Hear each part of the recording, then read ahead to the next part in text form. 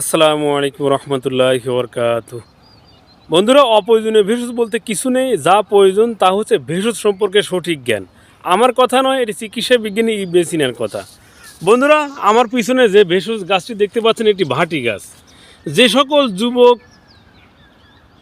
শরীরে পর্যাপ্ত এনার্জি পাচ্ছেন না, একটু হালকাতেই ক্লান্ত হয়ে যান, মাথা ঝিমঝিম করে, পায়ের নলা ধরে আসে, একটু বসে থেকে দাঁড়াতে গেলেই মাথা চক্কর দেয়, চোখে অন্ধকার দেখেন, সেই সাথে চোখে সরিষার ফুল দেখেন, তাদের জন্য এই ভাটি গাছটি হতে পারে অব্যর্থ মহা ঔষধ। বন্ধুরা, এটি দেখতে পাচ্ছেন রাস্তাঘাটে পর্যাপ্ত পরিমাণে হয়। এর ভেষজ হাজারো ভেষজ গুণ রয়েছে। তবে অলসতা দূর করতে, এনার্জি ফিরে পেতে এর পাতা ব্যবহার করুন। এর পাতা পরিষ্কার করে ধুয়ে রস করে সকালে 1 চা চামচ, রাত্রিতে 1 চা চামচ নিয়মিত খাওয়ার পরে সেবন করুন। একদম শক্তি ফিরে পাবেন ইনশাআল্লাহ।